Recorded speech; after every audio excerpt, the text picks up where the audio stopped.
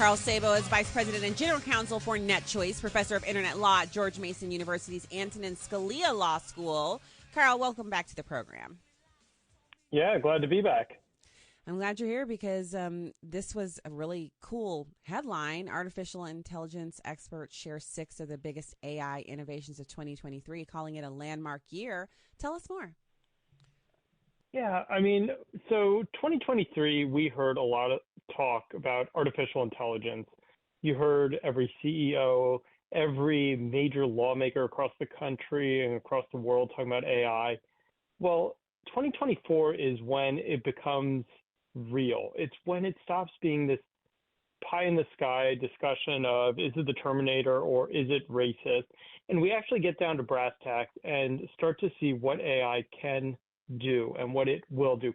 And look, I'm super excited for AI. I think this is one of those revolutionary technologies. And here's just one way that it could really be a game changer, not just for our daily lives, but for the entire world. So let's look at 3 different issues: cancer, renewable energy, and stopping poverty and hunger across the world. Okay, those are really high, pie in the sky, moonshot type statements.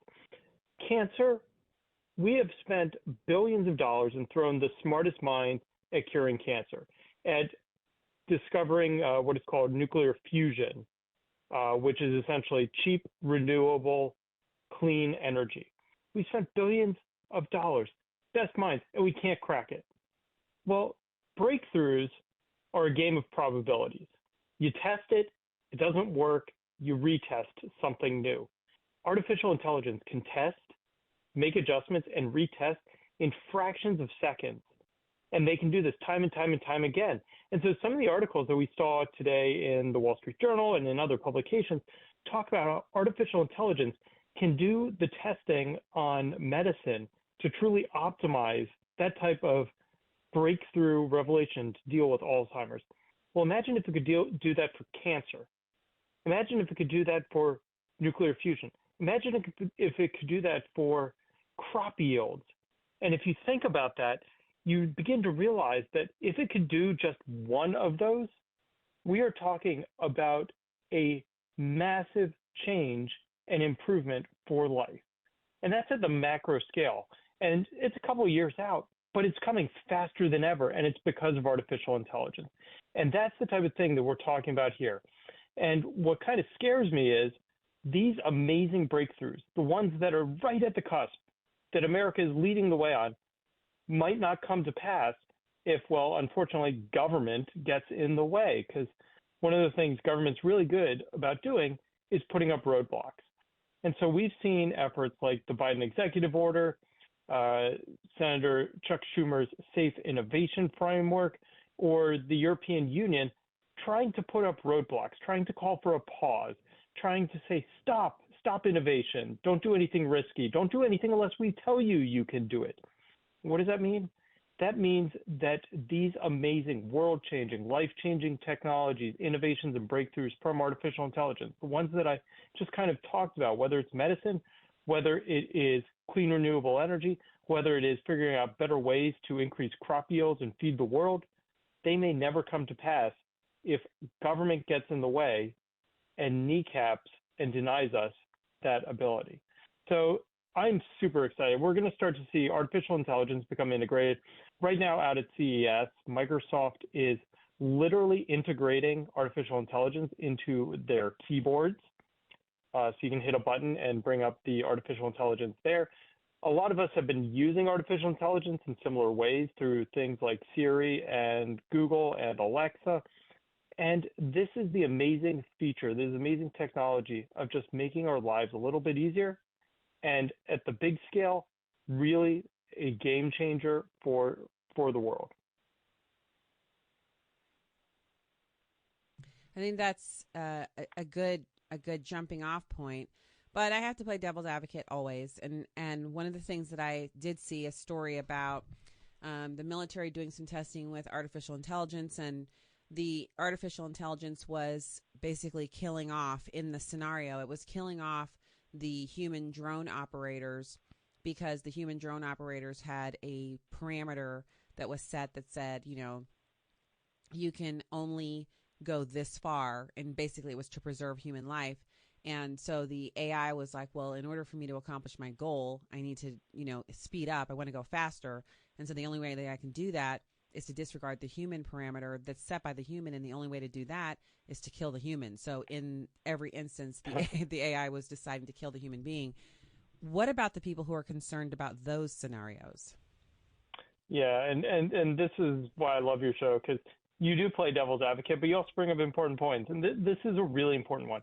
So when it comes to the innovation and integration of artificial intelligence into our military, we've been doing that for years. You can look at something like Israel's Iron Dome, which is the ability of Israel to shoot down incoming missiles from Hamas in fractions of seconds. And the only way to do that, the only way to make those calculations, the only way to hit that target miles away is with artificial intelligence. It has to be able to do nanosecond calculations and launch the intercept. We have similar defensive technologies on American battle cruisers and American warships, where they're able to shoot down incoming rockets. For example, the type of activity that we're seeing outside of Yemen right now by the Houthis, we're able to shoot down those incoming projectiles, and that's in part by artificial intelligence. But as you point out, the Pentagon did run a simulation. It was completely like on a computer, so it did not actually happen in reality, thankfully, and the computer made errors. But what we are going to see is not a matter of if, but when AI is further integrated into the battlefield. And what that means is we are going to see humans and military personnel not necessarily in the loop, but on the loop. And what I mean by that is rather than trying to navigate we'll just use the example of drones, rather than try to navigate a drone halfway around the world where fractions of seconds matter. Instead, the military will give the rules of engagement. They will establish what the drone can and cannot do, where it can and cannot fly, the things it can and cannot look for, and then allow it to operate within those rules of engagement. And that's not too dissimilar from how the military works today, right? The general gives a command down to the troops and provides the rules of engagement, and then the troops are able to make the on-the-ground, on-the-field decisions within those parameters. Similar things with respect to the artificial intelligence. I was talking to my brother-in-law. He did a tour in Afghanistan a couple of years ago, and he was just talking about how back in the day they would fly drones around to patrol the borders of caravans when they were resting overnight. And all it could really do is report movement. Every time movement gets reported, somebody has to go and investigate it. And he was lamenting that we didn't have the artificial intelligence then that we do today, where instead of just reporting movement, it could report this movement is a threat, and it can assess the level of threat. Is it just, a dog out on the field of battle, or is it an armed combatant? And that's where artificial intelligence can begin helping our troops today, and will be helping our troops today as we continue to fight new types of battles. At the same time, our foreign adversaries are developing artificial intelligence for their own uses. So let's not pretend that America stands alone in the military innovation or technological innovation anymore. We face fierce competition from foreign nations like China, who are developing their own artificial intelligence and their own military capabilities. And what that means is if we want to go toe-to-toe, if we want to continue to be the world leader in military, then we need to have the tools and the technology. And that can only happen if innovation is allowed to occur in the United States. One of the things that separates the United States from the rest of the world, it's one of the things that I've thought a lot about, is what is America's secret sauce? And what makes America the greatest nation on the planet? It is the fact that we believe in freedom for individuals, freedom to innovate, freedom to dream. And what that means is if somebody wants to create an innovation with artificial intelligence, they can. And what we do in the United States, as opposed to what much of the rest of the Western world does, is we don't outlaw tools. We don't outlaw technology. We outlaw bad actions. It's kind of like saying, guns don't kill people, people kill people. Well, it's essentially the same thing, right? We outlaw bad actions, whether it's done with artificial intelligence or whether it's done with something else. And a simple example of that is Sam Bankman-Fried, the guy from the crypto baron from FTX, went to prison, not because of crypto trading, but because he committed fraud. And that's a simple example of how we don't write rules to address tools. We write rules and laws to outlaw bad actions. And the same thing applies to artificial intelligence. And this is one of the things and one of the myths that really needs to be dispelled. And if there's one thing for your listeners to take away, it's this. Today, artificial intelligence is heavily regulated. There are hundreds, if not thousands of laws today that apply to artificial intelligence. If it's fraud committed by artificial intelligence, well, it's a violation of fraud. If it is deception, it is deception. We have laws to address deception. We don't say deception by AI. We don't say deception by photograph. We say deception. So we see a bunch of people in D.C., and what I see every single day are a bunch of lawmakers running around saying, we need to create laws, we need to regulate artificial intelligence, but ignoring the reality that it is regulated heavily today. And what scares me is, oh, go ahead. Well, no, I was just reacting to what you said. I love the fact that we don't think of it that way. We think, oh, we need a whole new group of laws for this one specific thing. Not really. Not really. we have laws that apply in every instance. It's always wrong to commit fraud. It's always wrong to embezzle. It's always wrong to, for the AI to decide it's going to kill a human to accomplish its goal. These are things that are already wrong. That's exactly right. And so what we often see is we don't have a law problem. We have a law enforcement problem.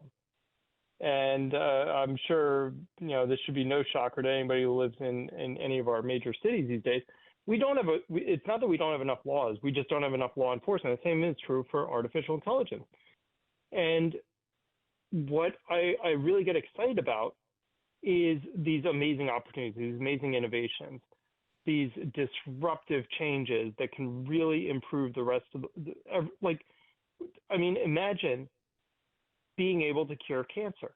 That is a feasible and realistic possibility in the next decade, and that will be powered by artificial intelligence. So let's talk about that. That is the type of, yeah, go ahead. Well, I want to talk about that's one of the breakthroughs that made 2023 such a banner year for AI, and that was the application of AI in reading cancer screenings.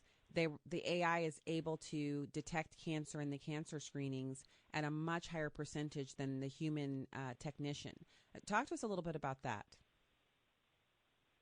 Yeah, and this is what computers are really good at. They're really good at looking and finding patterns. So imagine you have think about a radiologist. They will look at hundreds, if not thousands, of mammograms. And what they're trained to do is, well, if you see this dot, that may be a precancerous cell. Artificial intelligence can look at millions and tens of millions of mammograms and not just identify a potentially precancerous dot, but begin seeing patterns that doctors have not yet seen before. Oh, maybe it's not this dot. Maybe it's this wrinkle over here on the side that everyone ignored that is an indicator of breast cancer, even before you have the precancerous cells. And it can look at a photograph now and remember it as well as a photograph it looked at a year ago, 10 years ago, 15 years ago, because computers don't have the loss of memory that humans do. So as you point out, what we're starting to see is artificial intelligence literally just connect the dots. It's looking at millions of mammograms and mammograms that lead to breast cancer, mammograms that don't lead to breast cancer. and it can basically just look for differences. Well, this thing keeps popping up on mammograms that lead to breast cancer, and they don't pop up on mammograms that don't lead to breast cancer. Therefore, that might be an indicator of breast cancer. And you rightly identify, artificial intelligence can do this, and it can do it better than a human will. And computers don't get tired. They don't get sleepy. They don't have a bad day at home and bring that to the office. And they can be on their game 24/7. Now, I'm not saying we get rid of radiologists either, but the artificial intelligence can be additive, much in the same way that every piece of technology that we've brought into a hospital to better detect heart arrhythmias or low blood pressure or errors in mental health, they've enhanced the doctor. Artificial intelligence will enhance the radiologist. And ultimately, we can get better at detecting health problems before they happen. One other example is we all remember the story of Theranos. That was this medical marvel that turned out to be a hill of beans. It was supposed to be you prick your finger and it will give you all of your medical and health information. Turned out to be snake oil salesman case. And the creator of Theranos and CEO went to prison for it. Artificial intelligence could actually do it because it can look at the slight deviations in every single part of our body and be able to better predict future health problems. And that is truly amazing. I will tell you, Stacy, as a guy who's heading into his later years of life, my wife is constantly looking at me and asking me about my hairline. And if I could have artificial intelligence be able to look at my hairline and figure out whether I do or do not need to worry about it, that would be amazing. And that's kind of a comical example of the real opportunities that we'll see from artificial intelligence to pre-detect things like high blood pressure, heart disease, the number 1 and 2 killers of Americans, better create drugs to stop Alzheimer's, as the article outlines. And so that's where we're headed. And it's 2024 where this technology comes into reality, gets brought into the hospital space, gets brought into the home, and gets brought into the office. One last example I'll give you. This actually came up from a conference I was at a couple weeks ago.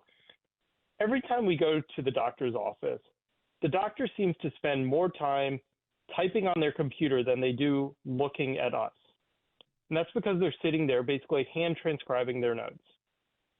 Hospitals are now using artificial intelligence to not only transcribe the conversation between doctor and patient, but to then provide the doctor the key components out of that conversation, the key notes, so the doctor has them at their disposal. And that means doctors will spend more time talking to us, the patients, than they will be typing up their notes into the computer. I hope that's true, but I also know there's something called a scribe. And a scribe is either a medical technician or a medical student or someone who's planning on going to medical school, and they can also do the notes for the doctors. And I wish that they would go back to a more like a proliferation of having those scribes, because the scribes learn a lot from taking the notes for the doctors. And then after each of those visits, the scribes have to get a little bit of information from the doctor, which cements that information. I'm not against the AI being a part of it, but I would hate to see the human component of having human scribes working with the doctors, because it's something that medical school students, that when they're in their gap year or they're working over the summer, they need that experience because it helps put them closer to what they're going to be doing. Yeah, absolutely. And this is where AI can be supplemental, but not replacement. And that's the type of invaluable experience that we can continue to give, and then use the artificial intelligence to supplement the situations where it's a solo practitioner and you don't necessarily have the scribes. I can tell you in my profession as a law professor and in the legal world, AI is ripe for disruption in the legal profession. We spend so much time and money doing document reviews for trial, pouring through thousands and thousands of pages of legal morass and evidence and all this stuff. Artificial intelligence can actually expedite that. And what that means for the first year attorneys who would typically be given these just brute force, non useful projects, we can actually have students coming out of law school start writing briefs rather than spending all their time doing document review. And that's another great opportunity of artificial intelligence. And what that also means is for every single client, it's going to be cheaper, faster, and better. So yes, less money for lawyers, which is bad for my law students, but that's going to be way better for society on the whole. And these are all good examples of places that your average everyday person who is just hearing about this is not going to think of these very real world applications and how they could be so beneficial for Apple. And I'm sure there are even some other opportunities when you talk about reviewing test results, reviewing scans, and radiology. That kind of precision would be appreciated in a number of industries where they have to basically look at reports and compare data.